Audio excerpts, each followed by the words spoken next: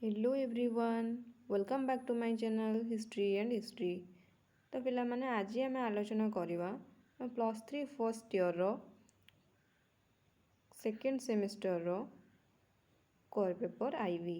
ए core paper आईवीटा कौन देछि देख ना इथर देछि social formation and cultural patterns of the medieval world.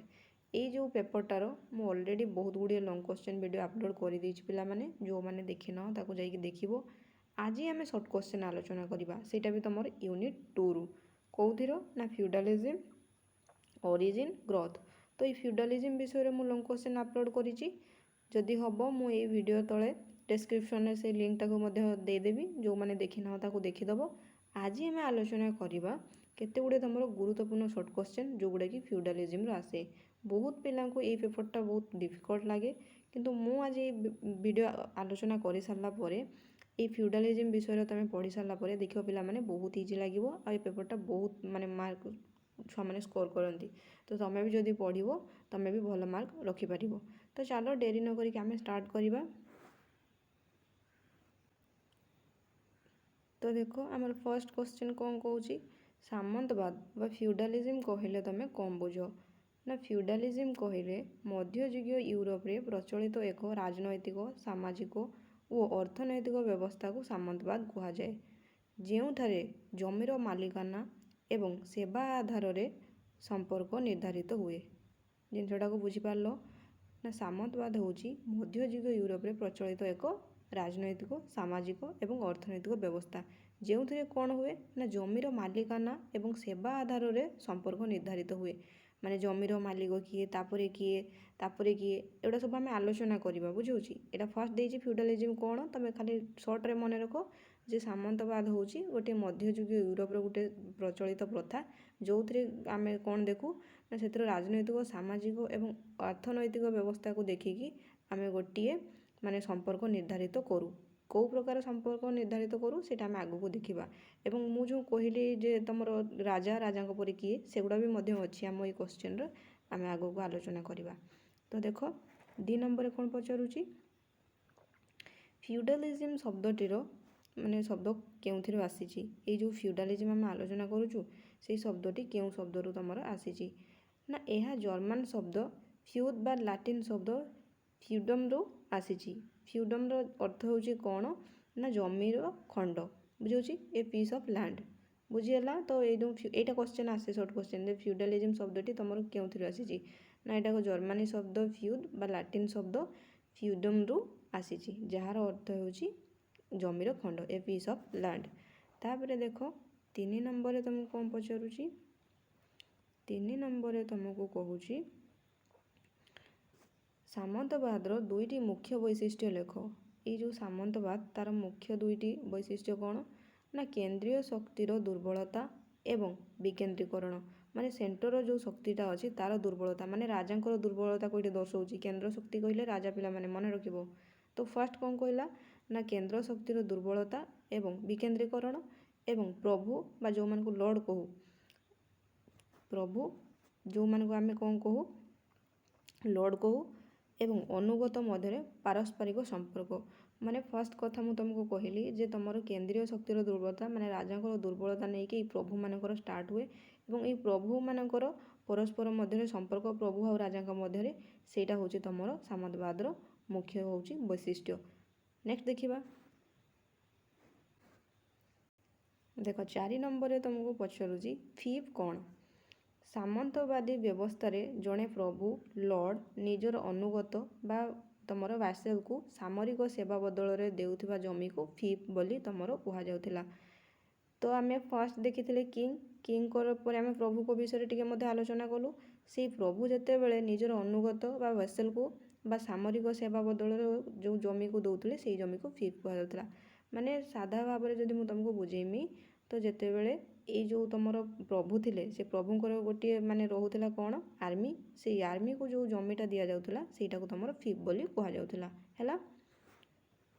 तापर देखो कहूँ वेसेल वेसेल क्या कहा जाए ना जो व्यक्ति जड़े उच्च सामंत बा राजा जमी ग्रहण करी सेमानक प्रति अनुगत रहिबाकू एवं सामरिक सेवा जगाइबाकू शपथ नेउथिले तांको वेसेल कहा जाउथिला।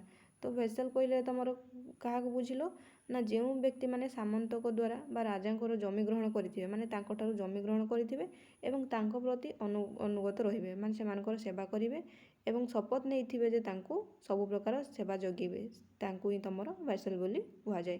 ମନେ ରହିଥିବ ସମସ୍ତଙ୍କର। ଏଇସବୁ ସର୍ଟ କ୍ୱେଶ୍ଚନରୁ ଏଇଗୁଡ଼ା ଆସେ, ଆଉ କିଛି ନୁହେଁ। ଲଙ୍ଗ କ୍ୱେଶ୍ଚନ ତ ତମେ ଯେମିତି ବି ଲେଖିଦେବ, କିନ୍ତୁ ସର୍ଟ କ୍ୱେଶ୍ଚନ ଏଇ ଟାଇପ୍ର କ୍ୱେଶ୍ଚନ ଆସିଲେ ଭିଭ୍ କ'ଣ ଭେସେଲ କ'ଣ ତମେ ଲେଖିପାରିବନି। ତ ଏଇଗୁଡ଼ାକୁ ମନେ ରଖିବ। ତାପରେ 6 ନମ୍ବର ଦେଖିବା କ'ଣ ପଚାରୁଛି ତୁମକୁ। ଦେଖ 6 ନମ୍ବରରେ କହୁଛି ହୋମେଜ ଉତ୍ସବ କ'ଣ ଥିଲା। ଏଇଟା ଗୋଟେ ସେ ଯେଉଁ ମେଡିଏଭାଲ ତମର ଯେଉଁ ୟୁରୋପରେ ପାଳନ ହେଉଥିଲା ଯେ ହୋମେଜ କ'ଣ ଥିଲା ନା ଏହା ଏକ ଆନୁଷ୍ଠାନିକ ଉତ୍ସବ ଥିଲା ଯେଉଁଠାରେ ଜଣେ ଭେସେଲ ନିଜ ପ୍ରଭୁଙ୍କ ଆଗରେ ଆଣ୍ଠୁ ମାଡ଼ି ବସି ସାରା ଜୀବନ ବିଶ୍ୱସ୍ତ ରହିବାକୁ ଶପଥ କରେ। ଏଇ ଯେଉଁ ଆମେ ଆଲୋଚନା କରୁଛୁ ଫ୍ୟୁଡାଲିଜିମ୍, ଏଇ ଫ୍ୟୁଡାଲିଜିମ୍ରେ ହୋମେଜ ଉତ୍ସବ ହେଉଛି ଏକ ମାନେ ପ୍ରଥା ଯେଉଁଥିରେ କ'ଣ ହୁଏ ନା ଜଣେ ଭେସେଲ ନିଜ ପ୍ରଭୁଙ୍କ ଆଗରେ ଆଣ୍ଠୁ ମାଡ଼ି, ମାନେ ଇମାଜିନ୍ କର ଜଣେ ଆଣ୍ଠୁ ମାଡ଼ିକି ନମସ୍କାର କରିକି କ'ଣ କୁହେ ଯେ ମୁଁ ସାରା ଜୀବନ ବିଶ୍ୱସ୍ତ ରହିବି ବୋଲି, ମାନେ ତାଙ୍କ ଆଗରେ ଶପଥ ନିଏ। କାହା ଆଗରେ? ମାନେ ତାଙ୍କ ପ୍ରଭୁଙ୍କ ଆଗରେ। ପ୍ରଭୁ ଆମେ ଆଲୋଚନା କଲୁ, ବୁଝଉଛି। ନେକ୍ସଟ ଦେଖିବା 7 ନମ୍ବରରେ ପଚାରୁଛି ମ୍ୟାନର ବ୍ୟବସ୍ଥା କ'ଣ। ଏଇ ଯେଉଁ ମ୍ୟାନର ସିଷ୍ଟମଟା କ'ଣ ଥିଲା ନା ଏହା ସାମନ୍ତବାଦର ଅର୍ଥନୈତିକ ଆଧାର ଥିଲା। ଏଇ ଯେଉଁ ମ୍ୟାନର ବ୍ୟବସ୍ଥାଟା ଥିଲା ତମର ସାମନ୍ତବାଦର ଅର୍ଥନୈତିକ ଆଧାର। ଏକ ବିଶାଳ ଜମିଦାରୀ ବା ଗ୍ରାମ୍ୟ ଅଞ୍ଚଳ ଯେଉଁଠାରେ ସାମନ୍ତ ପ୍ରଭୁ ରହୁଥିଲେ ଏବଂ ଚାଷୀମାନେ ଚାଷ କରୁଥିଲେ ତାକୁ ମ୍ୟାନର କୁହାଯାଏ। ତ ଜିନିଷଟାକୁ ବୁଝିହେଲା। ମ୍ୟାନର ବ୍ୟବସ୍ଥା କ'ଣ ନା ମ୍ୟାନର ବ୍ୟବସ୍ଥା ହେଉଛି ସାମନ୍ତବାଦର ଅର୍ଥନୈତିକ ଆଧାର ଥିଲା। ଏକ ବିଶାଳ ଜମିଦାରୀ ବା ଗ୍ରାମ୍ୟ ଅଞ୍ଚଳ ଯେଉଁଠାରେ ସାମନ୍ତ ପ୍ରଭୁ ରହୁଥିଲେ ଏବଂ ଚାଷୀମାନେ ଚାଷ କରୁଥିଲେ ତାକୁ ମ୍ୟାନର ବ୍ୟବସ୍ଥା କୁହାଯାଉଥିଲା। ମାନେ ଯେଉଁଠି ତମର ସାମନ୍ତମାନେ ରହୁଥିଲେ ଯେଉଁ ବଡ଼ ବଡ଼ ଜମି ଧରିକି ଏବଂ ଯେଉଁଠାରେ ଚାଷ କରୁଥିଲେ ଚାଷୀମାନେ, ସେଇ ବ୍ୟବସ୍ଥାଟାକୁ ତମର ମ୍ୟାନର ବ୍ୟବସ୍ଥା କୁହାଯାଉଥିଲା। ତାପରେ ଦେଖ କହୁଛି 8 ନମ୍ବରରେ ସର୍ବ ବା ଭୂମିଦାସ କାହାକୁ କୁହାଯାଏ। ତ ଯେଉଁ ଗରିବ କୃଷକମାନେ ଆଇନଗତ ଭାବେ ମ୍ୟାନର ଜମି ସହିତ ବନ୍ଧା ହୋଇ ରହୁଥିଲେ ଏବଂ ପ୍ରଭୁଙ୍କ ବିନା ଅନୁମତିରେ ଜମି ଛାଡ଼ି ଯାଇପାରୁନଥିଲେ ସେମାନଙ୍କୁ ସର୍ବ ବୋଲି କୁହାଯାଉଥିଲା। ସର୍ବ କହିଲେ କୃଷକ, ଏଇଟାକୁ ମନେ ରଖ। ସର୍ବ କହିଲେ କୃଷକ, ସବୁଠୁ ନିମ୍ନ ସ୍ତରରେ ଏମାନଙ୍କର ଜାଗା ଥିଲା। ଯେଉଁମାନେ କି କ'ଣ ହେଉଥିଲେ ନା ଏଇ ଯେଉଁ ମ୍ୟାନର ବ୍ୟବସ୍ଥା ଆମେ ଦେଖିଲେ, ମାନେ ମ୍ୟାନର ବ୍ୟବସ୍ଥା କହିଲେ ରାଜାଙ୍କର ଜମି, ସେଇ ଜମି ସହିତ ଏମାନେ ବନ୍ଧା ରହୁଥିଲେ, ବୁଝାଉଛି। ଏବଂ ପ୍ରଭୁଙ୍କ ବିନା ମାନେ ସାମନ୍ତଙ୍କ ବିନା ଅନୁମତିରେ କିଛି କାମ କରିପାରୁନଥିଲେ ବା ଜମି ଛାଡ଼ିକି ସେମାନେ ଯାଇପାରୁନଥିଲେ, ସେଇମାନଙ୍କୁ ତମର ସର୍ବ ବୋଲି କୁହାଯାଉଥିଲା। 9 ନମ୍ବର କ୍ୱେଶ୍ଚନ ଦେଖିବା। ଦେଖ 9 ନମ୍ବରରେ ତମକୁ କହୁଛି ସାମନ୍ତବାଦୀ ସମାଜର ସର୍ବୋଚ୍ଚ ଏବଂ ସର୍ବନିମ୍ନ ସ୍ତରରେ କିଏ ଥିଲେ। ଏଇଟା ଗୋଟେ ଭଲ କ୍ୱେଶ୍ଚନଟା ଯେ ଯେଉଁ ସାମନ୍ତବାଦର ତମର ମାନେ ହାୟର ପୋଜିସନର କିଏ ଥିଲେ ଏବଂ ଲୋୟର ପୋଜିସନର କିଏ ଥିଲେ। ଦେଖ ଏଇଠି କହୁଛି ତମର ସାମନ୍ତବାଦୀ ସାମାଜିକ ପିରାମିଡ଼ରେ ତମେ ଜାଣିଥିବ ପିଲାମାନେ ଫ୍ୟୁଡାଲିଜିମ୍ର ପିରାମିଡ଼ଟା ଏମିତି ହେଇଥାଏ, ବୁଝାଉଛି। ଏମିତି ଥାନ୍ତି। ସବୁଠୁ ହାଏଷ୍ଟ ଥିବେ ତମର କିଏ? କିଙ୍ଗ। ଏଇଠି ଦେଖ କହୁଛି ସାମନ୍ତବାଦୀ ସାମାଜିକ ପିରାମିଡ଼ରେ ସର୍ବୋଚ୍ଚ ଉଚ୍ଚରେ ଥାନ୍ତି କିଙ୍ଗ। ଏଇଠି ଯେମିତି ମୁଁ କହିଲି ଇଏ ହେଉଛନ୍ତି ତମର ରାଜା ଏବଂ ସର୍ବନିମ୍ନ ସ୍ତରରେ ଥାନ୍ତି ସର୍ବ। ସର୍ବ ଆମେ ଏବେ ଆଲୋଚନା କଲୁ ଯେଉଁମାନେ କି ତମର ଫର୍ମର ମାନେ ବା କୃଷକମାନେ ରହୁଛନ୍ତି।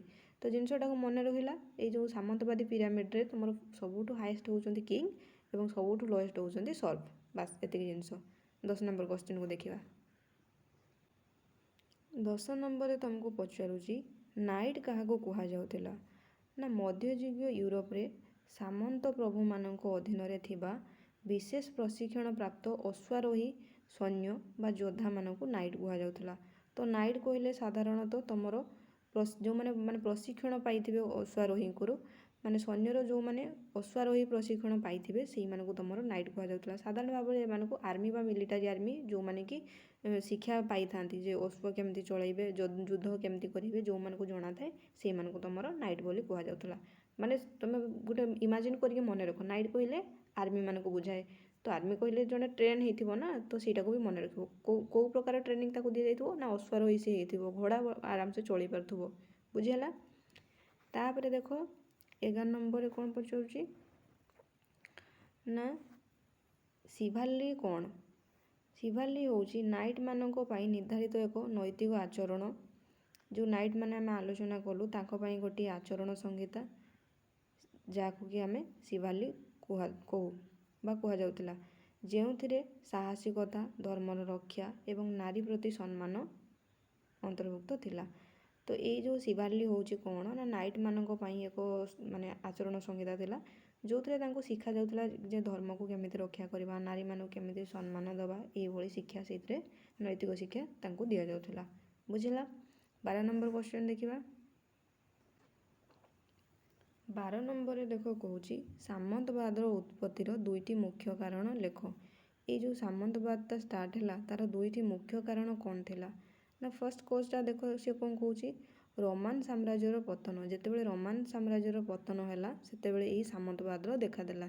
ଦ୍ୱିତୀୟ ନମ୍ବର କହୁଛି କ'ଣ ନା ବାହ୍ୟ ଶତ୍ରୁ ଯଥା ଭାଇକିଂ ଏବଂ ମ୍ୟାଗ୍ରମାନଙ୍କର ବାରମ୍ବାର ଆକ୍ରମଣରୁ ସୁରକ୍ଷା ପାଇବା ପାଇଁ ଆବଶ୍ୟକତା ହେଲା।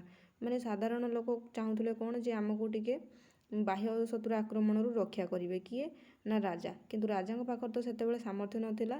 ତ ତାଙ୍କ ପରେ ଆସିଗଲେ ତମର ପ୍ରଭୁ ସାମନ୍ତମାନେ। ଏଇଭଳିଆ ଭାବରେ ଏଇ ପ୍ରଥାଟା ତମର ଷ୍ଟାର୍ଟ ହେଇଥିଲା, ସାମନ୍ତ ପ୍ରଥାଟା। ବୁଝିହେଲା। ତ ସାମନ୍ତବାଦର ଉତ୍ପତ୍ତିର 2ଟି ମୁଖ୍ୟ କାରଣ କ'ଣ ହେଲା ନା ତମର ରୋମାନ ଏମ୍ପାୟାରର ପତନ ହେଇଗଲା। ସେକେଣ୍ଡ ହେଉଛି ବାହ୍ୟ ଶତ୍ରୁ ଆକ୍ରମଣ। ଏଇ 2ଟା ଜିନିଷକୁ ମନେ ରଖିବ। 13 ନମ୍ବର କ୍ୱେଶ୍ଚନ୍ ଦେଖିବା। ଦେଖ 13 ନମ୍ବରରେ କହୁଛି ଭିଲେନ୍ କିଏ ଥିଲେ। ଦେଖ ଭିଲେନ୍ ହେଉଛନ୍ତି ସେମାନେ ଏକ ପ୍ରକାରର ଅର୍ଦ୍ଧମୁକ୍ତ ଚାଷୀ ଥିଲେ। ଅର୍ଦ୍ଧମୁକ୍ତ ଚାଷୀ କ'ଣ ନା ଯେଉଁମାନେ ନିଜର ଅଳ୍ପ ଜମି ପାଇ ପ୍ରଭୁଙ୍କୁ କର ଦେଉଥିଲେ, କିନ୍ତୁ ସର୍ପମାନଙ୍କ ଅପେକ୍ଷା ସେମାନଙ୍କର ଅଧିକ ସ୍ୱାଧୀନତା ଥିଲା। ତ ଏଇ ଭିଲେନ୍ କ'ଣ ଆମେ ଦେଖିଲୁ ନା ସେମାନେ ଏକ ପ୍ରକାର ଅର୍ଦ୍ଧମୁକ୍ତ ଚାଷୀ ଯେଉଁମାନେ ନିଜର ଅଳ୍ପ ଜମି ପାଇଁ ପ୍ରଭୁଙ୍କୁ କର ଦେଉଥିଲେ, କିନ୍ତୁ ସର୍ପମାନଙ୍କ ଅପେକ୍ଷା ସେମାନଙ୍କର ଅଧିକ ସ୍ୱାଧୀନତା ଥିଲା। ମାନେ ସର୍ପମାନଙ୍କଠୁ ଆଙ୍କର ପୋଜିସନ୍ ହାଇ ଥିଲା, ଆଉ ଏମାନେ ନିଜର ଅଳ୍ପ ଜମି ପାଇଁ ପ୍ରଭୁଙ୍କୁ କର ମଧ୍ୟ ଦେଉଥିଲେ। ବୁଝିହେଲା। ତାପରେ ଆଉ ଗୋଟେ ଦେଖ କହୁଛି ଏଇ ଯେଉଁ ଗିଲ୍ଡ କ'ଣ ଥିଲା।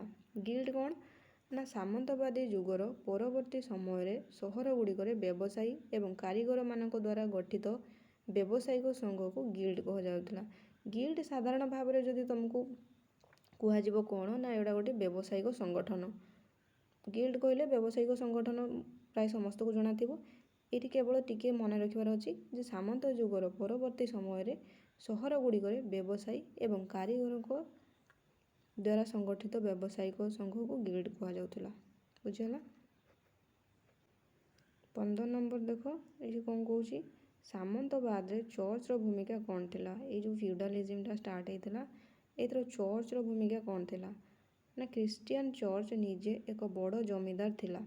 ଏଇ ଯେଉଁ ଚର୍ଚ୍ଚ ଆମେ ଯେତେବେଳେ ଆଲୋଚନା କରିଥିଲୁ ତ ଏଇଠି ସିଏ କହୁଛି ଖ୍ରୀଷ୍ଟିଆନ ଚର୍ଚ୍ଚ ନିଜେ ଏକ ବଡ଼ ଜମିଦାର ଥିଲା ଏବଂ ରାଜନୈତିକ ତଥା ସାମାଜିକ ବ୍ୟବସ୍ଥା ଉପରେ ଚର୍ଚ୍ଚର ପ୍ରଭୁତ୍ୱ ନିୟନ୍ତ୍ରଣ ରହୁଥିଲା। ମାନେ ଚର୍ଚ୍ଚ ସେ ସମୟରେ ବହୁତ ଶକ୍ତିଶାଳୀ ଥିଲା। ତା ପାଖରେ ବିଭିନ୍ନ ପ୍ରକାରର ତମେ ଦେଖୁଛ ଜମିଦାରୀ ମଧ୍ୟ ରହୁଛି। ବୁଝିହେଲା। ଦେଖିବା 16 ନମ୍ବର କ୍ୱେଶ୍ଚନ୍। ଦେଖ 16 ନମ୍ବରରେ ତୁମକୁ କ'ଣ କହୁଛି ସାମନ୍ତବାଦର 2ଟି ସୁଗୁଣ ଲେଖ। ମାନେ ଏଇ ସାମନ୍ତବାଦର 2ଟା ଭଲ ଗୁଣ କ'ଣ କ'ଣ ଥିଲା। ଫାର୍ଷ୍ଟ ଏଇଟା ଦେଖ ଅରାଜକତା ସମୟରେ ଏହା ସ୍ଥାନୀୟ ଅଞ୍ଚଳକୁ ସୁରକ୍ଷା ଓ ଶାନ୍ତି ପ୍ରଦାନ କରିଥିଲା। ଯେତେବେଳେ ଏଇ ଯେଉଁ ରୋମ୍ ଏମ୍ପାୟାରଟା ଡିକ୍ଲାଇନ୍ କରିଗଲା ତ ସେଇ ସମୟରେ ଏଇଟା ସ୍ଥାନୀୟ ଅଞ୍ଚଳକୁ ତୁମର ସୁରକ୍ଷା ପ୍ରଦାନ କରିଥିଲା। ଏବଂ ସେକେଣ୍ଡରେ କ'ଣ କହୁଛି ନା ଏହା ଶୃଙ୍ଖଳିତ ସାମରିକ ଶକ୍ତିର ବିକାଶ କରିଥିଲା।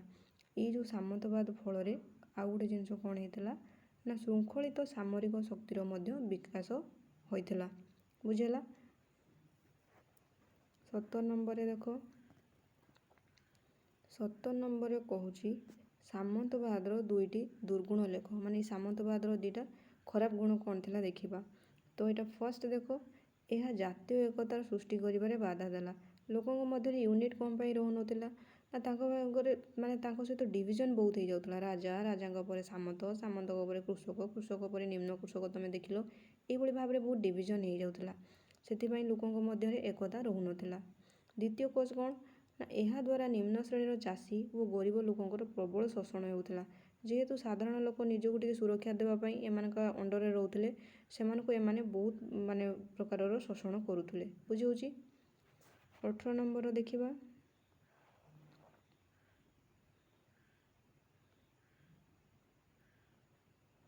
ଦେଖ 18 ନମ୍ବରରେ ତୁମକୁ କହୁଛି ଇନଭେଷ୍ଟିଚର କ'ଣ।